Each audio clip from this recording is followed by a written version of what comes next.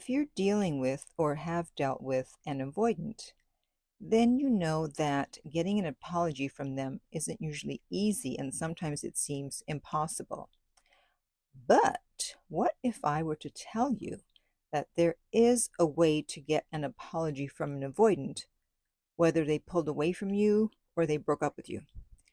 And it's probably not going to look the way you thought it would, so you may not even realize that they're apologizing. So, how can you get an avoidant to apologize, and what will it look like? Well, stay tuned and you'll find out. Hi, this is Lucia with The Art of Love. I'm a dating and relationship expert specializing in helping you get your ex back or to get over your ex. And welcome back, my beautiful no contact army. Remember our slogan, we don't react, we do no contact. And to do no contact, we use my app Silencio. And the link to that is underneath every single video and podcast. And if you too would like to join our army, just hit the subscribe button and the bell notification, and you're in. And you can read our manual at nocontactsecrets.com, where you can read 2 free chapters before you purchase the book. Okay, so you can trigger a genuine apology from an avoidant if you do things that work with their attachment style rather than against it. So behaviors that have worked in the past on people who were anxious or secure are not going to work with an avoidant. Trying to pressure them to apologize is going to backfire. They don't respond well to any type of demand or ultimatum. Chasing after them, asking for closure is also not going to work. They'll just want to get away from you even more. If you're trying to force them to acknowledge your pain, they'll shut down. And if you're anxious, you're going to want to get your feelings out so that they can acknowledge them, but that is not going to make them apologize. An avoidant's first instinct is always to self-protect, not self-reflect. So trying to get them to think about what they've done is going to backfire. So the first thing you have to do to get an avoidant to apologize is to not try to get any apology at all.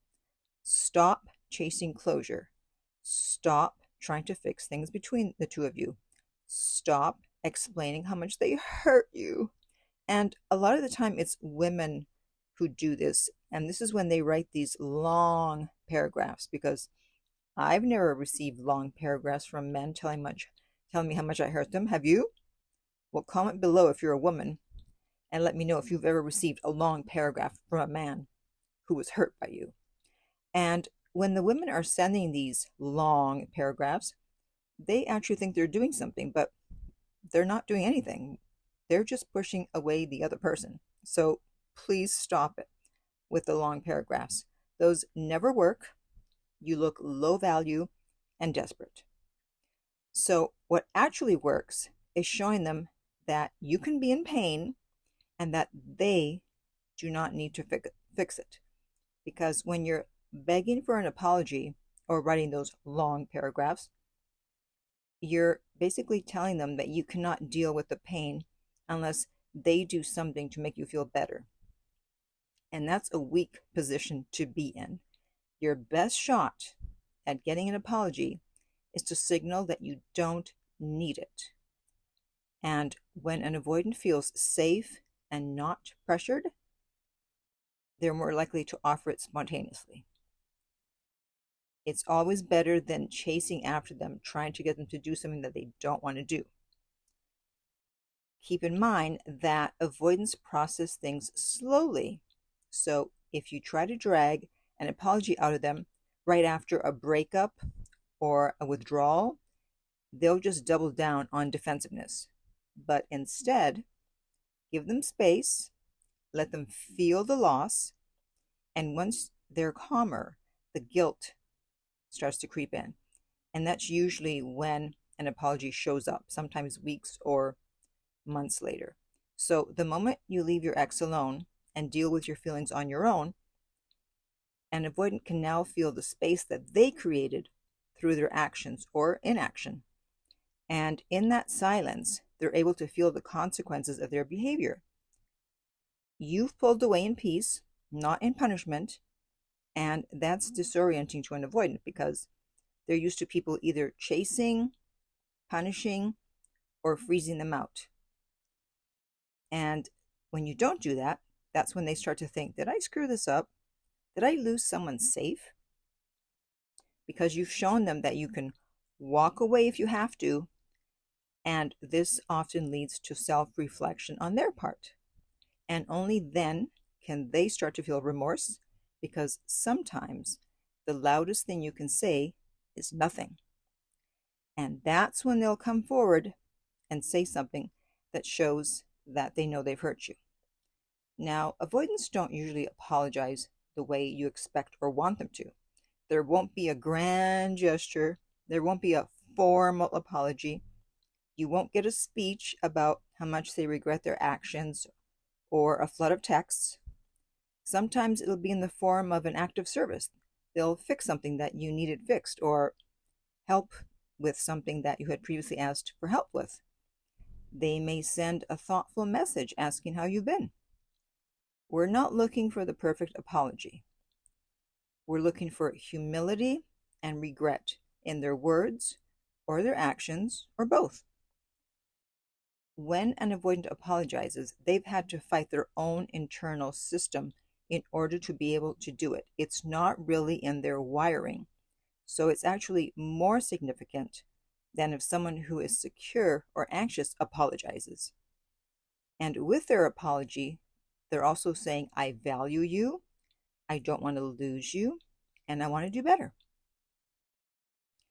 Now, understand that some people will never apologize, not because they can't, but because they refuse to grow. And that's not someone that you can have a long-term relationship with.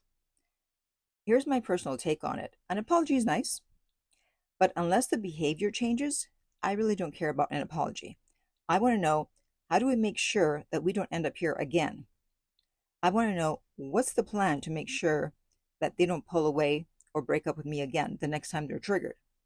Because there's no point in having someone apologize without changed behavior. Whenever someone apologizes to me, I always say, thank you, I appreciate the apology. However, how are we going to make sure this doesn't happen again?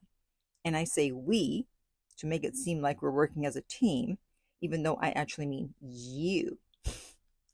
So the bottom line is, you don't get an avoidant to apologize by asking. You get it by backing off, holding your ground, and letting them come in on their own, usually in a roundabout way, on their own timeline. They'll apologize if they believe that losing you is worse than swallowing their pride. If their interest level is high enough, you have leverage. If it's not, you won't get more than silence or defensiveness. Okay, so now I want to hear from you. Has your avoidant ex apologized, or are you still waiting for an apology? Please comment below. And if you would like my help to get your ex back, you can contact me at theartoflove.net, and we will send you the rates. They are not on the website. If you found this video helpful, be sure to subscribe so you don't miss other future videos. If you're listening to this as a podcast, you should also subscribe to make sure you don't miss out on future podcasts. And finally, remember, love inspires, empowers, uplifts, and enlightens.